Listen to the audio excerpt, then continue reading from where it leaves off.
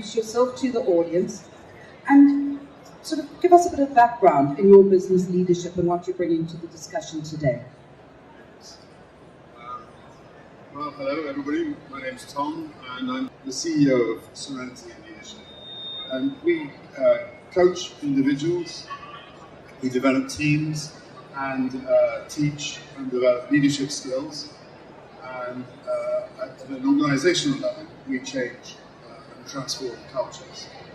So we work with organisations that really want to make a positive difference, the leaders to themselves and the organisation to the impact that they have on the wider society. What really activates me is to help leaders understand the impact they have on the people who work for them and in the wider society. Thank you. Keely. So hi everybody, my name is Keely Woody from Metamorforsuccess, Inspiring Leadership Endeavour. I'm an executive leadership coach, trainer and mentor. On one side, I help individuals to be able to have a fulfilling and successful career, but without compromising their health. And the reason why I do that, having spent 23 years in a corporate environment and fell into the traps that cause things like burnout, and not actually doing what I love within the organisation, I make sure that I can help others to be able to thrive within theirs. On the flip side of that, I also help within organisations to be able to create a culture and leaders that are strong and that can grow within the organisation, whether it's from managers right up to executives. Again, ensuring that they are stress-free, that they lead with strength and skills, and also guide their teams in the best possible way. And that's through programs and workshops. So over to you, Melody. Thank you, Kelly. Okay, to start, Victoria Bill, founder of Business Live Global. I'm actually, my main leadership is at home. I have 5 children. I'm the proud mum of 5 kids, and I've raised them all myself. I'm very proud of that. So I'm a leader at home, and I've also got multiple members all over the world. We have a stronghold in about 40 countries worldwide. And when I say stronghold, we have relationships with royal families, family offices, politicians and influencers in 40 countries. I'm very proud of that. So I have to be a leader in my business, but I also have to be a leader for my members, because they join us and they expect me to lead them to help them grow their business. And then the third point of my career is I'm a TV presenter part-time for the Sky TV channel, 780. So I have my own TV show as well.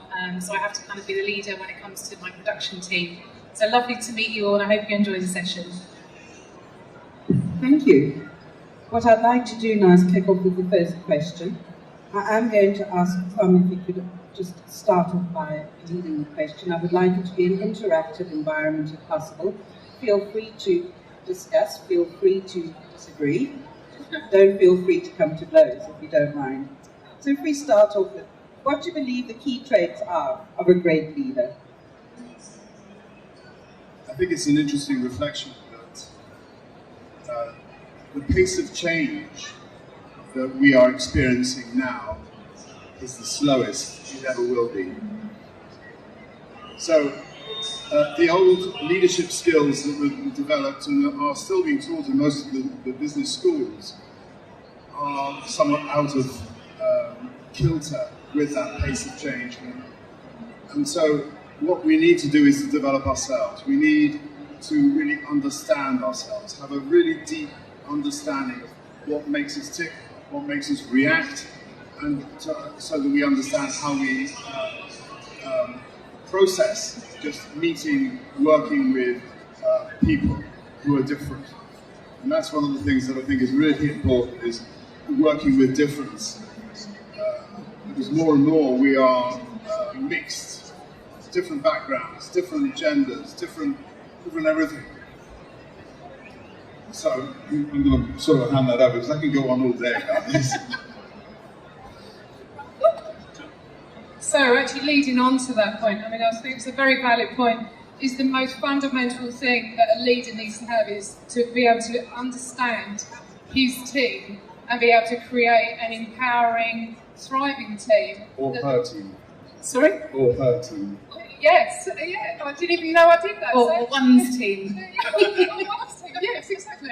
So, yeah, the important thing is that you do understand who your team are. Understand, I'd like to define it as your tribe, because if you don't understand who your tribe is, then how can you respond to them and make sure that you're nurturing them and empowering them in the right way?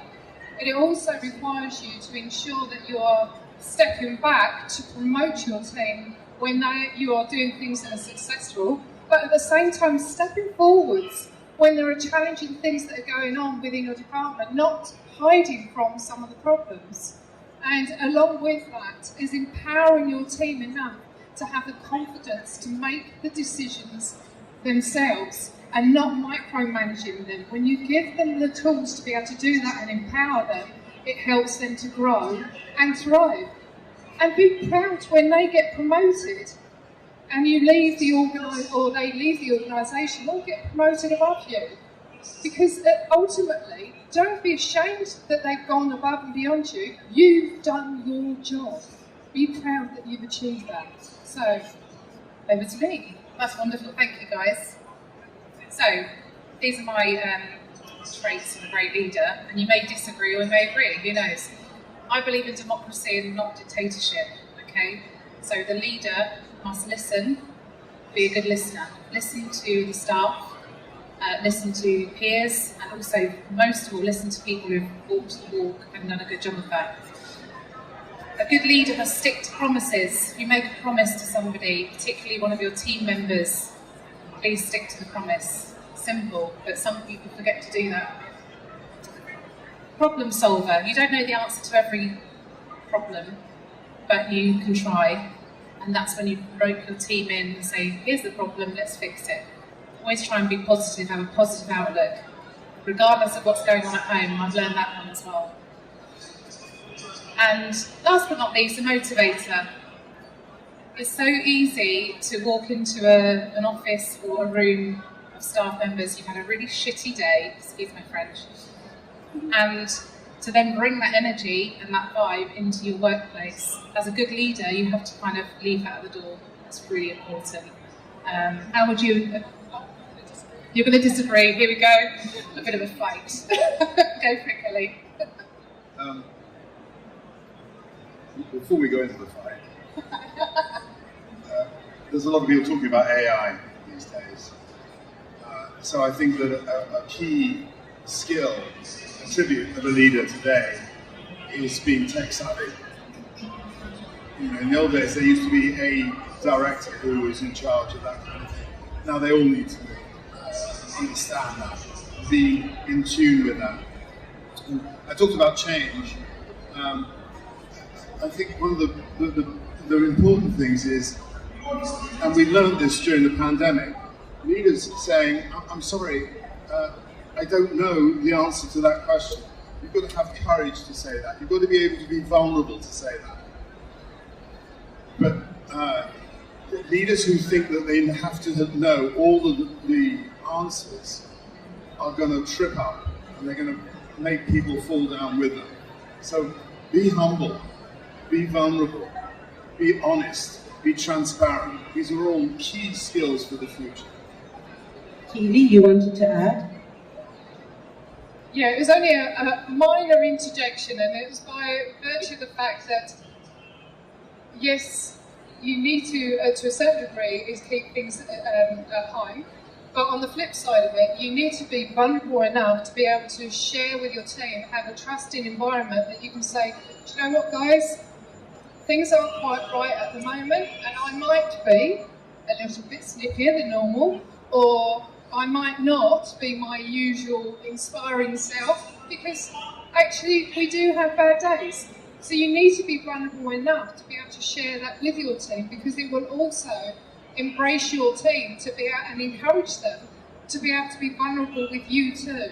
Because if you can open up those doors, it encourages open, safe conversations. So yes, I know you don't want to flip it in work, but you do need to let your team know when that sometimes that you're not firing on all cylinders. And on that note, I would agree with you. Happy balance, yes. question to ask you as well, if I may, Victoria, when you're looking at the 4 key principles. One of the things that I would hope for in a business leader in my environment is someone who could identify potential blockers to my production. And blockers that aren't necessary for me to address, but that they could address and move it away. Would you agree with that? Any one of us? Okay.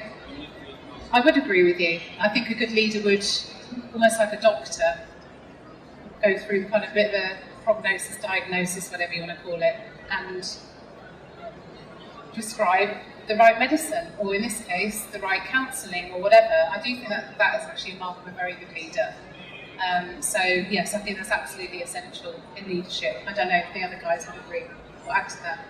Well, what I'd say to that is a follow on from what I said before. Leaders have to accept that they don't know all the answers.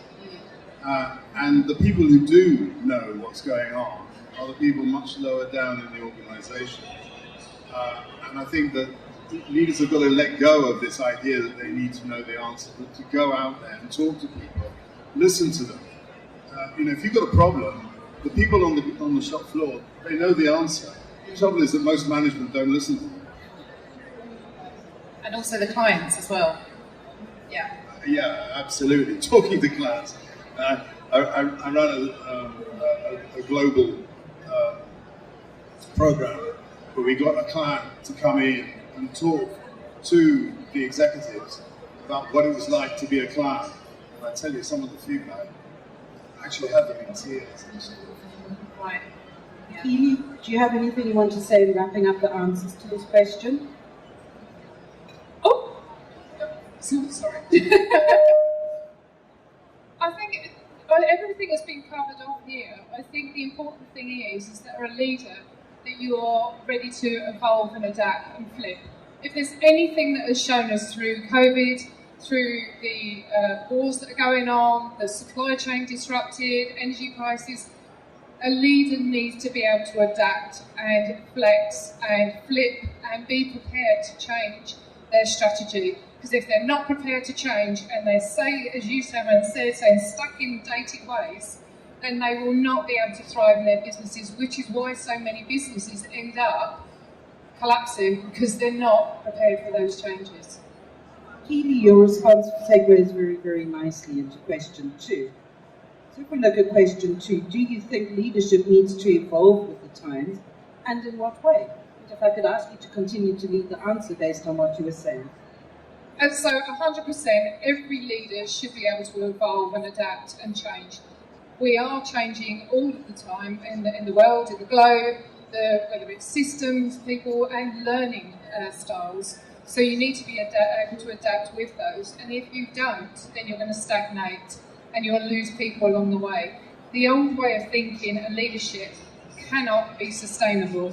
I mean, one of the biggest things that I challenge now is that quite often, and I know this is something both myself and Tom strong, that if anybody is familiar with the phrase about male energy and female energy, well, at the moment, the male energy within the place is actually causing too many risks to be being taken within organisations, as opposed to having sort of female energy within a workplace, which is that nurturing, the empowerment. And I'm not saying men versus women, this is just more about the different sort of skill sets that you have.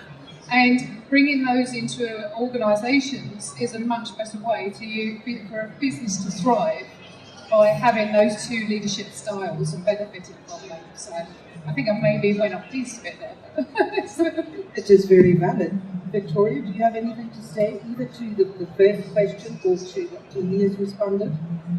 Thank you. I mean, I've just written something here. So leadership is a transient and continuous process, and the best way to grow as a leader is by continuously learning and surrounding yourself with better leaders, but equally embracing and encouraging ideas from your team and building strong leaders for the future. So that's my take on the whole thing.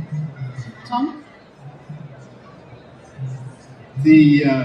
One of the challenges of organisations is that almost all of them have been designed by men, for men, and we are in a different world now.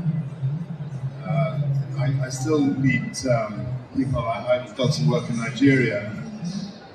All the women that I've been working with have all been put under a lot of hassle and pressure by their fellow women and the men around them to say, why are you at work? Why aren't you at home?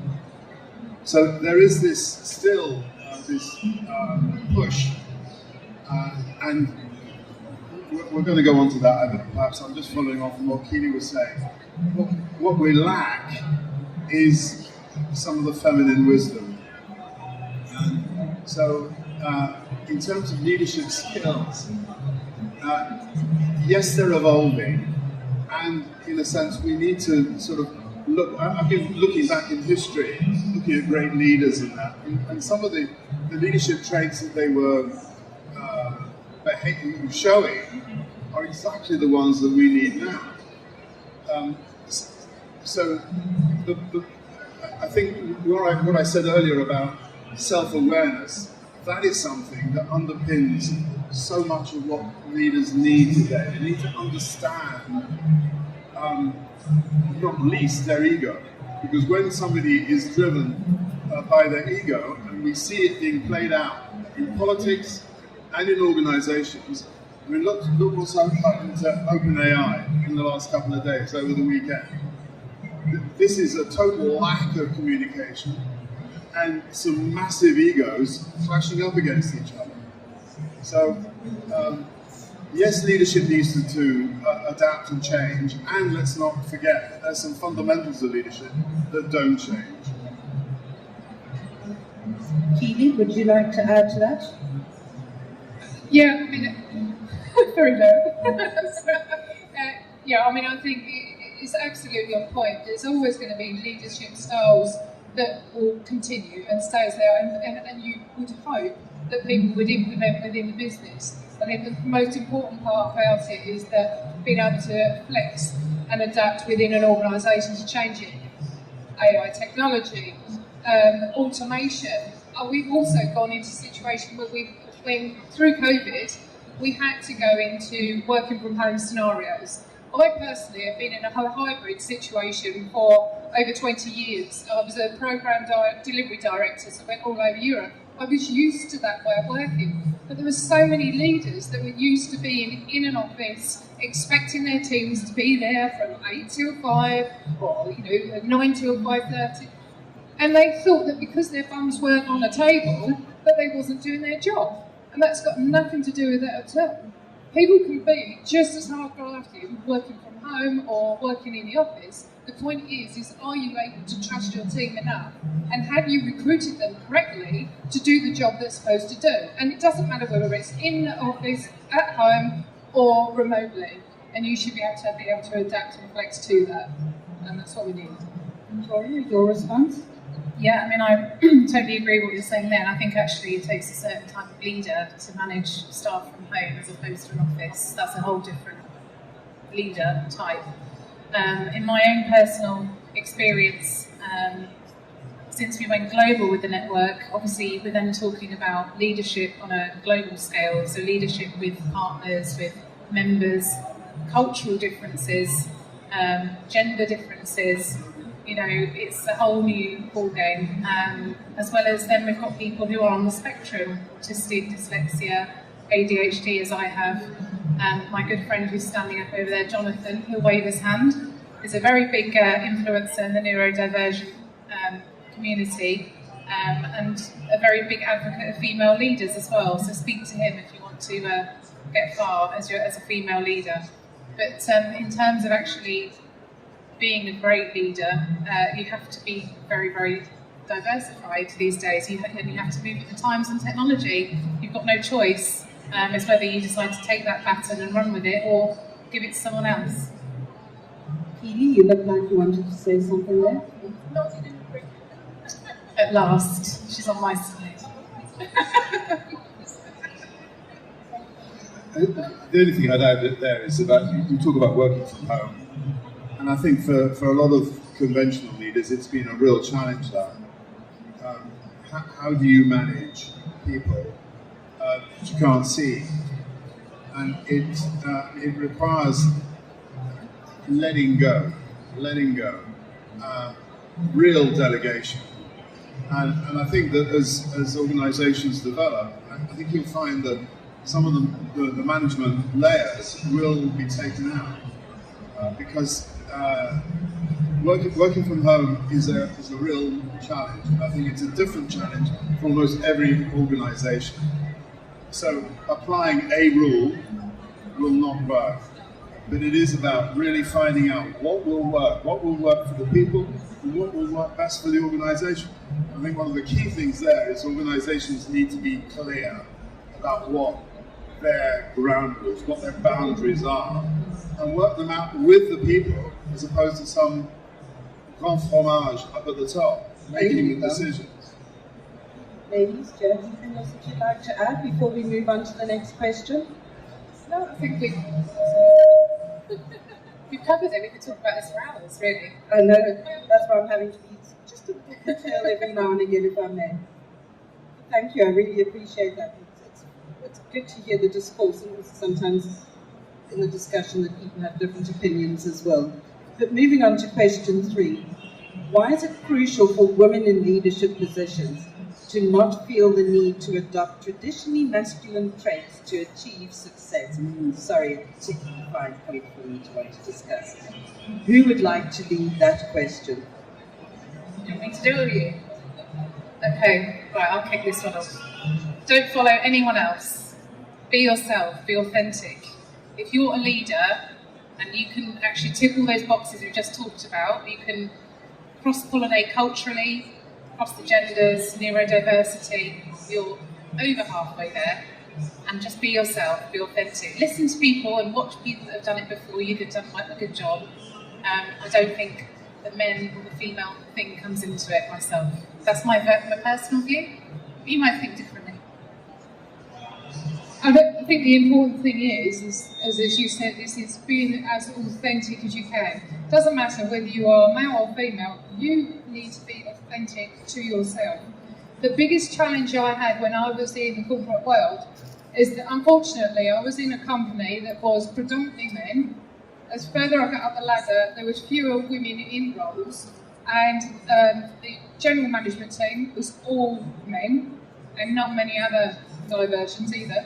And the second level down, very few women, and even in my team, the executive team, there was 13 of us, only one woman. So you can imagine why you end up falling into the trap of taking on male traits because you think it's the only way you're going to get by in your career and be recognised and listened to. Now, the problem with that is that you're not being authentic. This is where the imposter syndrome comes in, because you lack in your self-belief, you're always volunteering for things, you're trying to prove yourself and trying to be part of the boys club network, which you don't need to be. Just be you. And the risk is that when you're not being you, that's when it leads to things like the burnout, the mental health issues, and all of those kind of things that go with it. And alongside that is that you're also reinforcing gender bias by allowing that to continue within the workplace. And we need to make sure that we are supporting everyone, no matter what your background is, diversity, what your sexuality, your religion, your culture. You need to look after the culture within your organisation, and that is all inclusive. So I've got a lot of opinions on this one. I was working with the head of HR of a global engineering company a while back, and he said, I can get as many female engineers from university to join the organisation as I need, no problem. 2 years in, I can't keep them. And the reason is several-fold. One, because the system does not encourage the women in the way that it naturally does for men. But also, the women look to the C-suite and they look at the way that the executives work and they say, I don't want that. I don't want to be like that. And so many of the senior women that I come across have actually adopted, they've adapted to working in this environment. And I was working with a woman who was setting up her own business, and I said, create your own model. Stop designing your business the way that businesses have always been designed. Why do you do that? Why don't you start after the school run? Why don't you make allowances for women's cycles? Why don't you encourage all the best aspects of the feminine to come out? For goodness sake, it's like we're still squeezing women into a male model. And I'm not saying that's in and of itself is bad, but we're not getting the best out of the women. That's very clear. So I think we've really got to go back to the drawing board on these things. And a lot of men have got to let go of a lot of the control that they're holding on to. And you see, last year there was an increase in the number of women in the Fortune 500 and the C-suite. This year it's gone down. Why? Because there's a lot of reaction from men, because frankly they're scared. They're scared of women coming in and actually doing the job better than them. So what we need is a really healthy masculine and a really healthy feminine to work together, because we can only get the best out of people when we have that as the fundamental. And the difficult, I'll just say one more thing.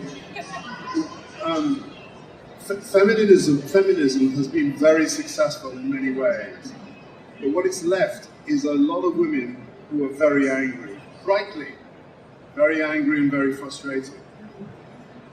But the corollary of that is that men have now withdrawn. And we've got to come together and have some really grown-up conversations about how we can work together. Hear, hear. If I could ask Victoria and Keely to pick up on the question and or on the comments that have been passed early, just to give you a time check. We have 3 minutes left of this question. I don't know. Have you got something to say? I think Paul, what Tom said is amazing, and I totally agree. We've got to be on a level playing field. It's not one on the other. We're not in the 1980s in an episode of Dynasty, are we? That doesn't work. So yes, over to you. You know, I think, as he says, it is about finding that balance and bringing, you know, the core skills that come from what we would say is male energy is that taking risks, taking opportunities. And the fact is that, you know, women quite often will say, well, I'm not promoted up into jobs. If a woman hasn't got over 90% of the criteria of a job, because of the perfectionism that's in them, they won't apply for it. Whereas where men have got the risk-taking side to it, they'll apply for a job if they've got 55% of the criteria. So we can't turn around and say, well, the reason why women haven't got these roles is because men are getting them, it's because they're applying for them. And I'm not saying that that isn't the case as in businesses. I'm sure there is a level of it. But the fact is, we have to take responsibility as well. And it starts with us stepping forward and taking action. So we've got to take on some of the skill sets, but at the same time we need to find the balance where we're getting the nurturing, the empowering, and also the problem-solving techniques and all those kind of things, and finding that balance between the two of them. Yeah, great. I agree then, thank you. It is a question I was quite passionate about and quite pleased to see that it came up. I'm going to move on to question 4. And yet again, I please apologise for the acoustics and the feedback. I don't have an off button on this mic. So question 4. What are the key elements required to create a successful global business network? And I believe this would be something that would be better started with Victoria. You yourself have set up a successful global network. And dare I say, as a woman. Yeah. Please, and picking up on what Tom and Keely mentioned, where you've got to get these energies right in some particularly traditional environments where it has been male-led, male-fostered. could you please share those insights? And I would like to hear from the other panelists as to what their views and thoughts are, whether even they feel it's something that they could implement themselves. Okay, well, I'll be as quickly as I can. I won't bore you. I need to give you a bit of background. So I was in recruitment from the age of 19. I was also married with a child by that age as well, sadly. Child, not sad. Husband, yes. Ex-husband. And recruitment, yes, I worked my way up to director level. So I had my recruitment business by 2009. Anyway, I went to a networking event, a business breakfast, and the guest speaker there was a guy called Chris Akabusi, who many of you will know is a famous Olympic athlete from the 80s. And Chris got everyone in suits, jumping up and down, throwing their arms around. This is a great event, you know, brilliant. My first networking event as well. So, met him afterwards. Chris and I became friends, we still are to this day, and I put an idea to him in London actually, over a glass of wine, maybe a few, at Pizza Express, and I suggested we do a big event together. Now, if you remember, if any of you are old enough to remember, 2009 was a credit crunch, downturn, recession. And I'm all about making it happen, and you know, we've all got to put food on the table. You know, why is everyone crying? Let's do something. So I put the idea to Chris, and he said, yes, let's do an event together, Vicky. So there I was, a recruitment director, about to do a major conference, which I've never done in my life. And I did it, put it all together. All the profits we made went to his charity. We actually did 5 years of conferences together in the end. But that really put my name on the map, going from being an unknown recruitment consultant to then a very well-known person in the South East Midlands. Then I was approached by a restaurant chain called Bistro Live. And Bistro Live are based in Milton Keynes, Leicester and Nottingham. Now in 2009, they were about to close the doors on their restaurant, and they said, Vicky, can you help us? We want to have a business event and we'll pay you commission. I said, no, I'm not interested. I said, what I would do is I'll create a network for you. We'll call it Business Live. That's how we got the name. So Business Live was born in 2009. Our first event in Milton Keynes, we attracted 95 business leaders from the likes of PwC, Home Retail Group, Baker Tilly, to the good and great of Milton Keynes, I call them. And it was a great success, and we ran together for 5 years. We ended up rolling out Milton Keynes, Leicester and Nottingham. I was one of the co-founders. I then decided to create a business exhibition. Fast forward 10 years, I've got 3,000 corporate health and wellness and property events under my belt. Now, I'm telling you all of that to set the foundation, because it's not something you can do overnight, and I certainly didn't anticipate having a global business network until we had the pandemic. Okay, because at that point I was just UK. Pandemic hit, all my business stopped, everything went dead, because it was an events business. So I decided to put my event online, Business Live online, and that was February 2021. And literally the successful networking events that we had live, I transferred it across onto Zoom, and it actually worked quite well. We had 250 people register, but this time from all over the world, okay. So we started doing this every month, and slowly but surely, people were dialing in from all over the world, Asia, Australia, India, and I was thinking, okay, I'm going to have to change the company name. So I changed the name to Business Live Global, BLG, which is known as today. Then I said, let's do something else, let's do something crazy, let's launch in a developing country. So I found somebody in Uganda, in Africa, appointed him as my head of Africa. He was a lecturer, so he'd lost all his work as well. And I coached him, mentored him via Zoom how to put on a networking event. So he did it in Kampala, 24th of November 2021. We launched, BLG was there as an unknown, then it became very well known because we had the Deputy Prime Minister of Uganda there, and it was broadcast live on Ugandan TV. So that was literally within 2 months we did that. And all I will say is I've written down some tips here on how to create a business network. If you want to write this down, please feel free, or come and see me afterwards. So, when I was approached to create a networking club, I wrote down all the things that I really liked about networking, and I wrote down all the things I really didn't like. Okay, because that's really important. You need to put yourself in the position of the customer with everything you do. What we also do is we do a thorough due diligence process. How many networking events have you been to where you've been shafted? Hands up. Anyone who's had a great networking experience and they've gone into business with someone, it hasn't worked out. Hands up. Anyone?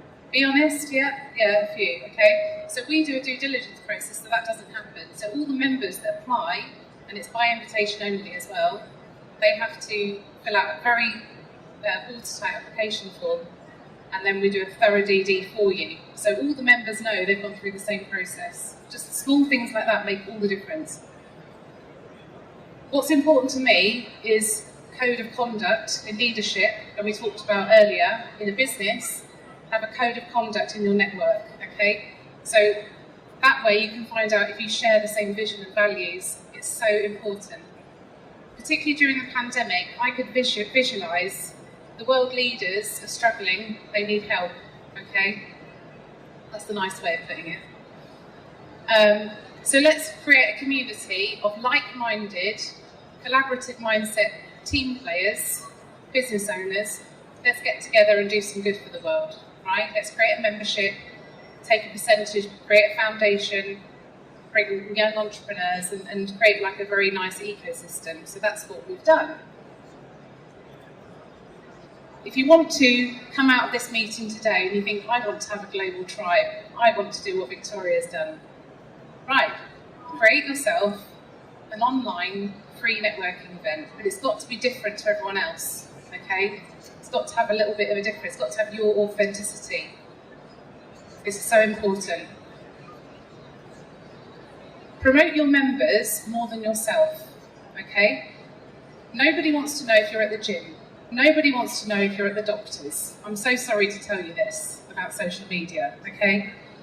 But they would much rather me promote Keely and Tom and say good things about them than say good things about myself, okay? Just bear that in mind. And that demonstrates value to your members, and you'll attract more members by doing that, obviously. The other thing that I do, and I really love to do, is I love to connect members to members. So accelerating that networking process. It's all well and good having a community and everyone pays their fees, but what you're there for is to generate more business. Let's be honest, you're there to meet new people and to do business with my partners, suppliers, customers, okay? So if you can accelerate that as the club owner, that's what you should do, and that demonstrates more value to members. This is the other thing which people are scared of doing, but I do it all the time. Partner with other independent networks globally. So I've got partners in the States, I've got partners in India, here in London. The guys that own this show, I know them. I was in LA with them several weeks ago at the LA Business Show speaking. I'm going to Miami next year.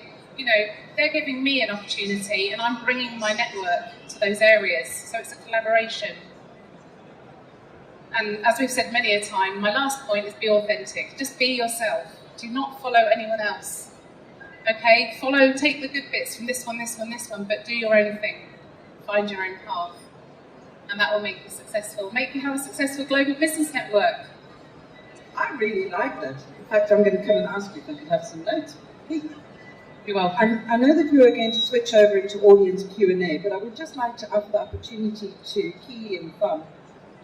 How do you feel about what Victoria shared? Is there anything that you can add, perhaps, or that you feel could add value to the audience as regards tips and hints? Yes, I mean, there's so many things there that are fantastic things, and I mean, both interestingly, the reason why Tom and I know each other is that we're part of a global networking and executive networking events group, and we did our first speaking engagement with each other last year at Crom Castle. And that's how we met each other, because the lady that runs that group does all of the things that you're referring to.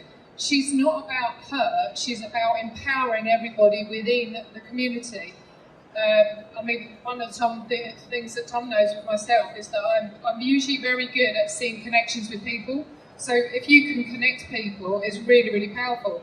But she also does, in terms of promoting it, she does a newsletter every single month of people around the globe and stories about their successes or their journeys or things that they've done, or if they do a tech week or something like that, because people are interested in what other people are doing.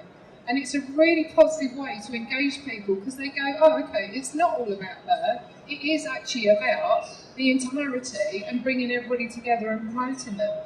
And so I mean, she's covered up pretty much everything you can do, but you know, those things have been very, very valuable.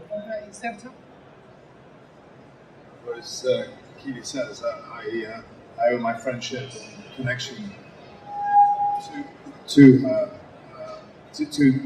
with her, to a global business network. What I would say is that it's an opportunity to meet people around the world, different people, and that these are people from different cultures, speaking different languages, having different things that are important to them or not. And one of the things that I promote is cultural intelligence. And I think that organizations who recruit or operate in different countries really need to learn about cultural intelligence, because we don't get the best out of people. And I've seen so many American companies come over to Europe and think that the way that they do things over there is going to be the way that it's going to work over here. And it doesn't. Sadly, I'm going to have to call time because we've got 3 minutes in order to wrap it up, but I'd like to see if there's a particular, so hands up first who would like to ask the panel a question.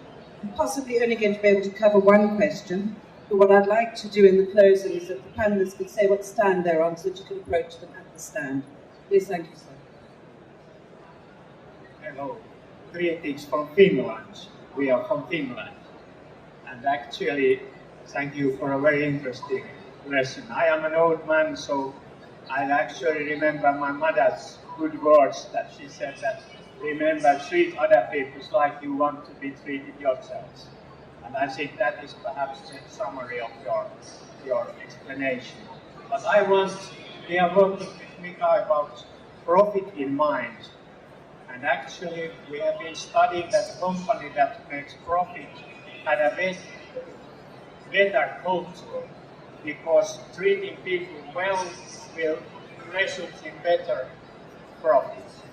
And I think that the leader should also show the people the ways, and you should be honest with the profit and tell them that we have to have the target with the profit.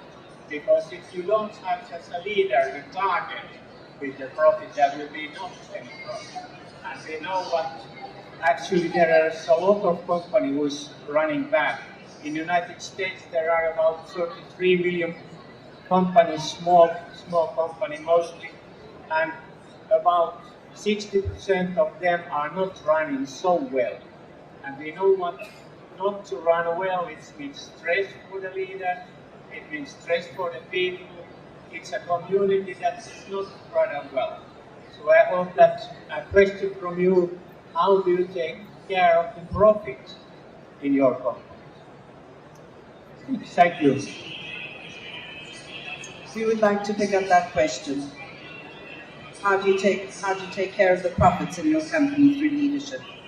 It's actually an interesting point, because so often, I mean, especially when you've got lots of shareholders within the company, they're always focused on the shareholders and not actually the people within the organisation. The fact is, if you help nurture your teams and help them to grow, you look after your teams, they'll look after your customers will look after your shareholders. So therefore, your profits will end up being to the high. When you don't look after your teams, that's when your profits start to suffer, because you start to plateau within the organisation and you do a downturn. Thank you. I'd just like to ask, is it okay if we run over time by a minute? I'd like to take another question. It's fine with us. Okay. Sorry, I thought you had a question. Is that it? My apologies, I thought there was a question there. So, if I can just challenge our friend from Finland. The golden rule is treat everybody as you would wish to be treated yourself.